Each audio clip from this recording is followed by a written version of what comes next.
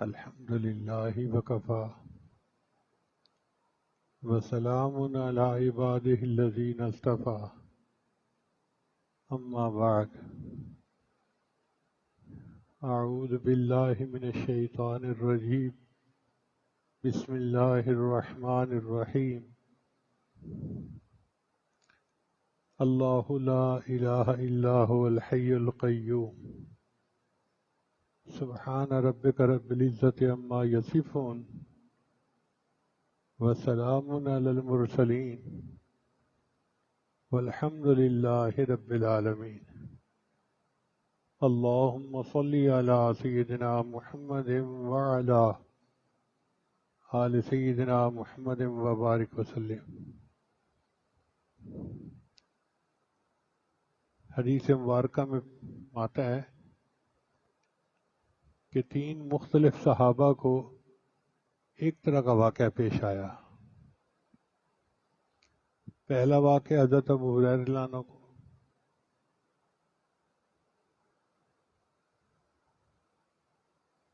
زکوٰۃ کی کچھ گندم تھی جس کا ان کو نگران بنایا نبی علیہ السلام نے. وہ فرماتے ہیں کہ میں غلے کے ڈھیر کے قریب نگرانی کر رہا تھا.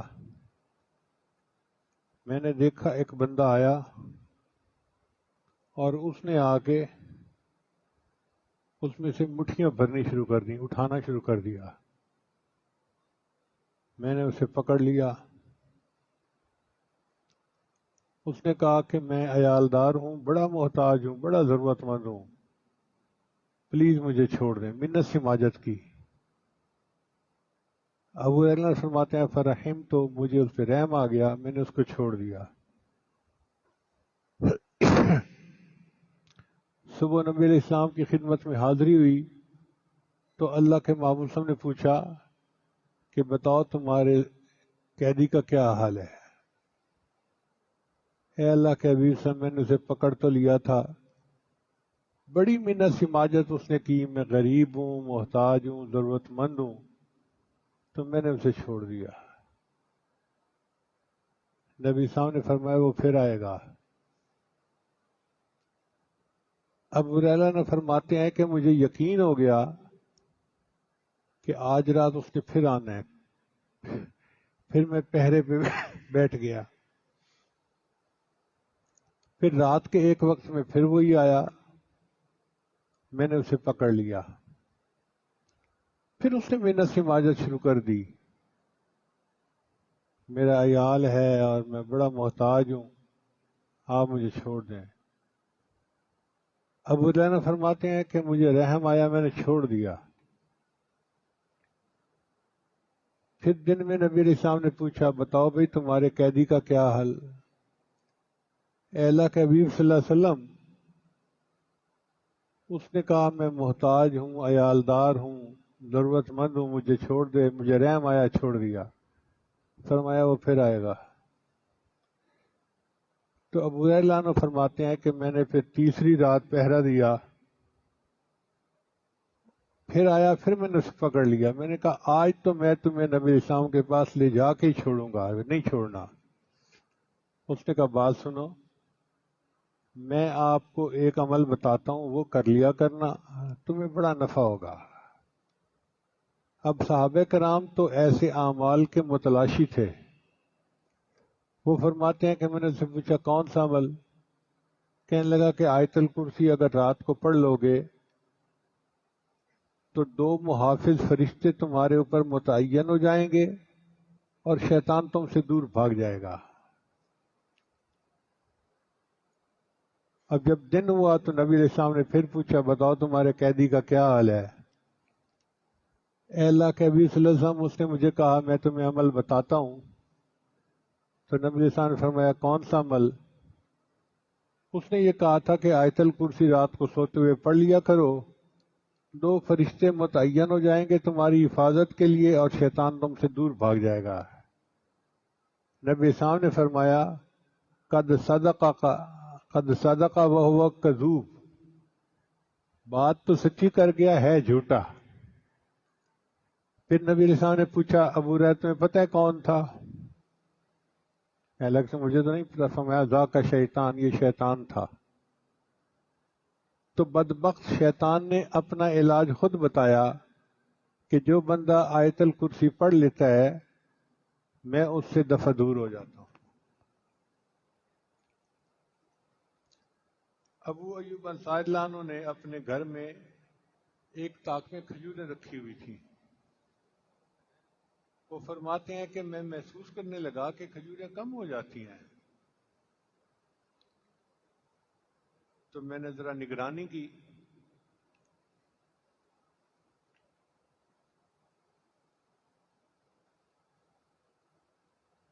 تو میں نے دیکھا کہ ایک عورت ہے رات کو جو میری کھجوریں چرا رہی ہے۔ میں نے اسے کہا کہ تم کون ہو؟ کہنے لگی میں جن عورت ہوں۔ میں نے کہا کہ میں تو تمہیں نبی علیہ السلام کے سامنے پیش کروں گا۔ اس نے کہا کہ آپ مجھے چھوڑ دیں، میں نہیں آؤں گی۔ تو ابو الدرداء لانو نے اس کو چھوڑ دیا، نہ ابو ایوب انصاری لانو نے اس کو چھوڑ دیا۔ وہ دوسری رات پھر آئی، پھر یہی واقعہ پیش آیا۔ نبی السلام نے فرمایا کہ وہ جھوٹی ہے، وہ پھر آئے گی۔ اور وہی ہوا کہ تیسری رات ابو جانا نے پھر اس کو چوری کرتے دیکھ لیا۔ اب تو ان کو بڑا غصہ، انہوں نے کہا کہ اب تو ہو ہی نہیں سکتا، میں تمہیں نبی علیہ السلام کے سامنے ضرور پیش کروں گا۔ اس نے کہا کہ میں تمہیں ایک عمل بتاتی ہوں، تمہیں فائدہ ہوگا۔ کون سا عمل؟ کہ رات کو سوتے ہوئے آیت الکرسی پڑھ لیا کرو، شیطان تمہارے نزدیک نہیں آئے گا۔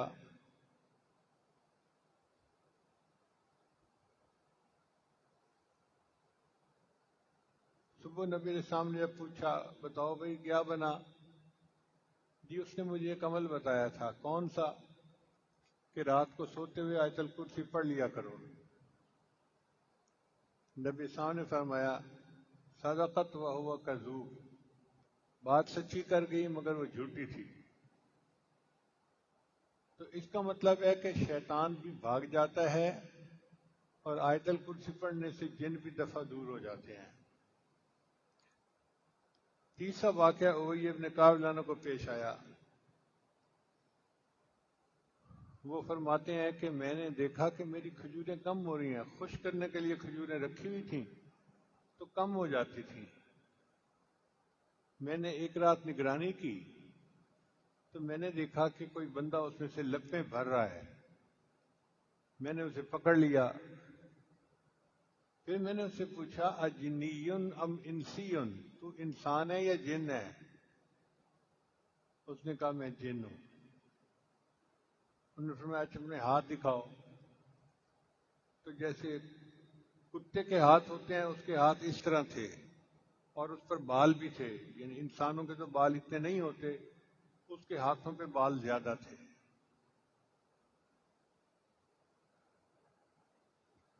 یہ واقعہ بھی ان کے ساتھ اسی طرح پیش آیا 3 مرتبہ،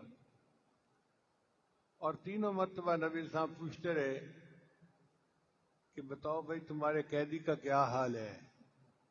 اے اللہ کے حبیب صلی اللہ علیہ وسلم، اس نے مجھے ایک عمل بتایا کہ تم کر لیا کرو تو محفوظ ہو جاؤ گے۔ نبی صاحب نے فرمایا صدق الخبیث، اس خبیث نے سچ بولا۔ اس کا مطلب یہ کہ شیطان یا جن آیت الکرسی کے پڑھنے سے دفع ہو جاتے ہیں اور اللہ تعالیٰ کی حفاظت ہو جاتی ہے۔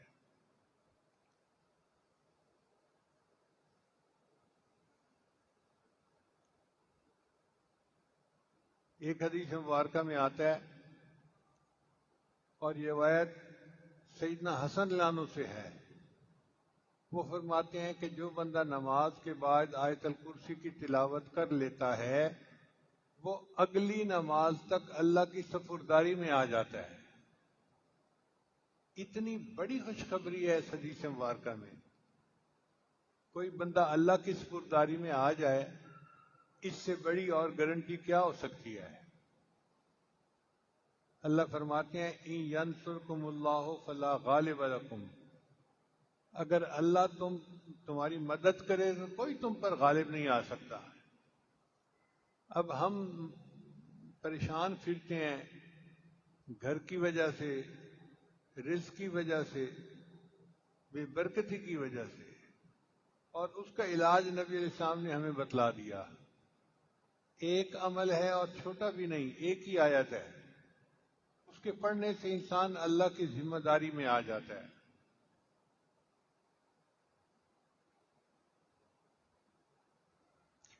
اور ایک حدیث مبارکہ میں ہے کہ ہر نماز کے بعد جو بندہ آیت الکرسی پڑھتا ہے، اس کے اور جنت کے درمیان صرف موت کا فاصلہ ہوتا ہے۔ کتنی بڑی خوشخبری ہے! اور اس عمل کو کتنا اہتمام کے ساتھ کرنا چاہیے کہ نبی علیہ السلام کی زبان فیض ترجمان سے یہ ارشاد ہو رہا ہے کہ ہر نماز کے بعد آیت الکرسی پڑھنے والے کے اور جنت کے درمیان صرف موت کا فاصلہ ہے۔ موت آئی اور جنت مل گئی۔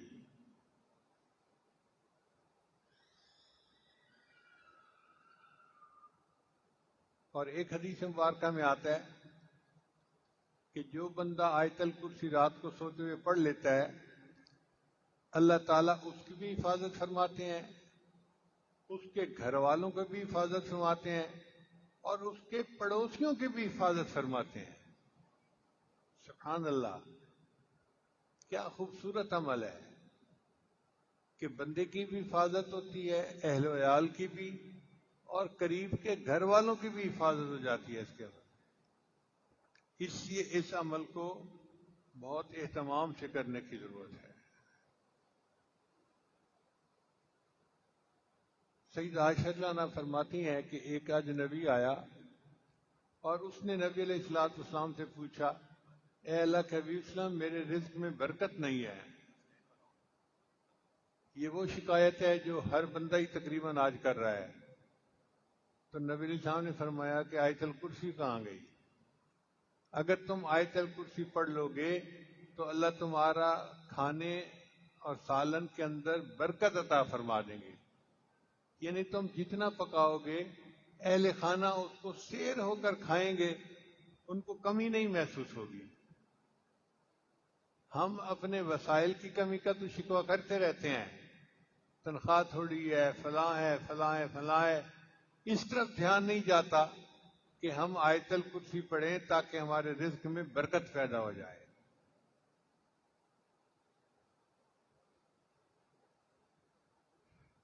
حضرت عبداللہ ابن عباس عنہ فرماتے ہیں کہ نبی علیہ السلام نے فرمایا، آیت الکرسی پڑھنے والے کو اللہ شکر کرنے والا دل، صدیقین کے اعمال اور نبیوں جیسا اجر عطا فرماتے ہیں۔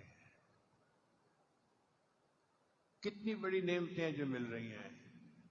شکر کرنے والا دل، صدیقین کے اعمال اور نبیوں کے جیسا اجر عطا فرماتے ہیں۔ نبی اسلام نے ارشاد فرمایا کہ آیت الکرسی عرش کے خزانوں میں سے ایک بڑی نعمت ہے جو کسی نبی کو نہیں ملی، صرف اللہ نے مجھے عطا فرمائی۔ یعنی یہ انعام اللہ نے فقط اپنے محبوب صلی اللہ علیہ وسلم کو عطا کیا تاکہ ان کی امت اس سے نفع اٹھائے، کسی اور نبی کو نہیں ملی۔ اب آپ بتائیے یہ کتنا بڑا عمل ہے جس کو کرنا ہمارے لیے ضروری ہے۔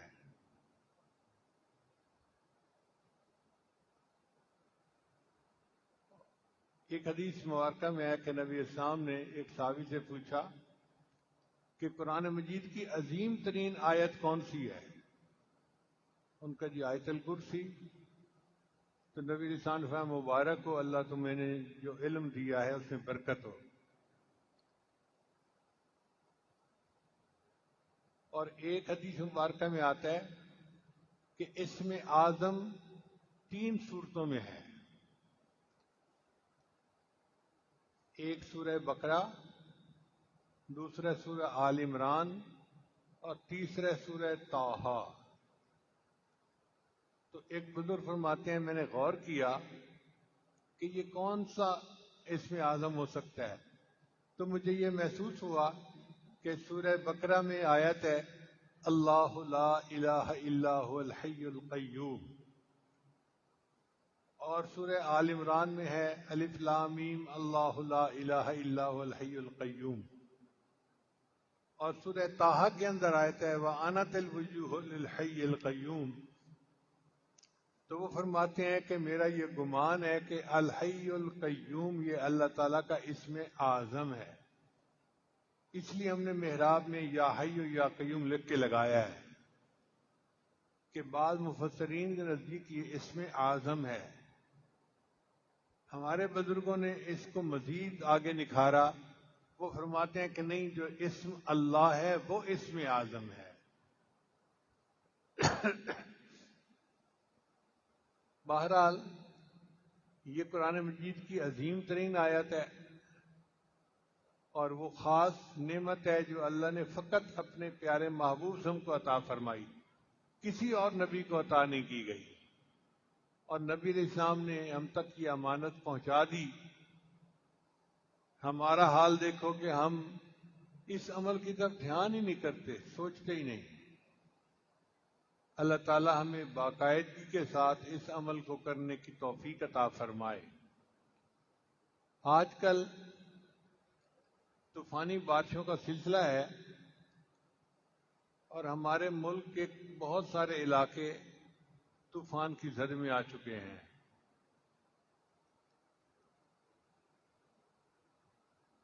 ہم جب وہاں کے لوگوں کے حالات دیکھتے یا سنتے ہیں تو دل بہت دکھی ہوتا ہے۔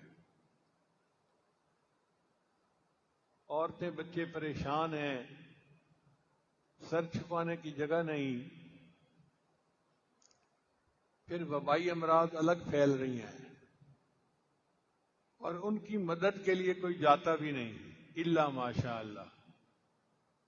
اب ہمارے اوپر یہ ضروری ہے کہ ہم اس کو اپنی تکلیف سمجھیں اور ان اپنے بھائیوں تک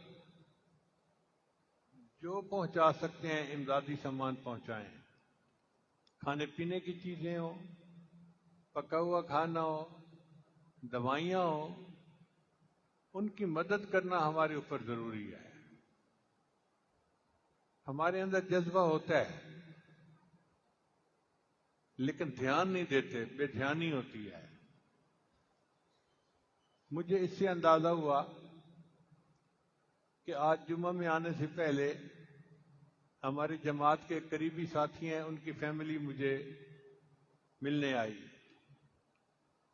تو اس بچی نے اپنا زیور اتار کے مجھے دیا۔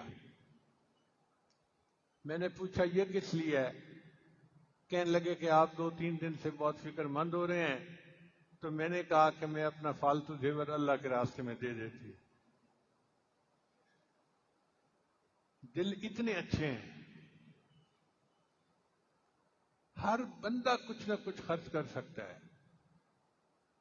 جو غریب ہے وہ سینکڑوں میں کرے، جو اس سے زیادہ امیر ہے وہ ہزاروں میں کرے، اور جن کو اللہ نے فالتو مال دیا ہے وہ لاکھوں میں کریں۔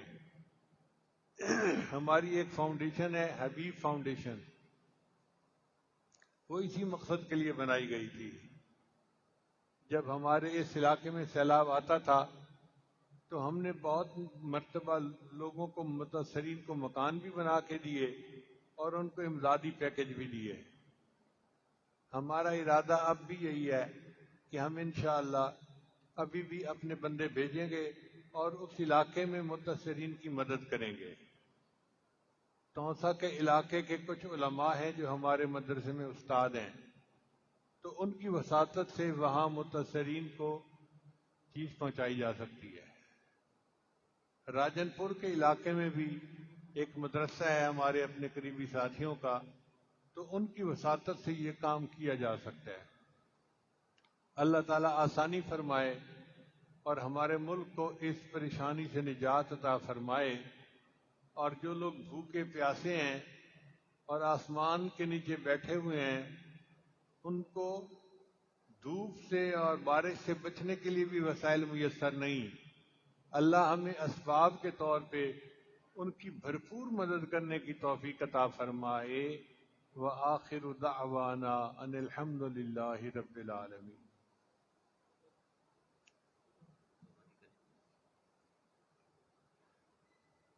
دعا سے پہلے توبہ کے کلمات پڑھائے جاتے ہیں، سچے دل کے ساتھ پڑھ لیجئے۔ الحمد للہ وکفی وسلام علی عبادہ الذین اصطفی، اما بعد۔ یہ کلمات پڑھتے جائیے۔ بسم اللہ الرحمن الرحیم، لا الہ الا اللہ محمد الرسول اللہ، آمنت باللہ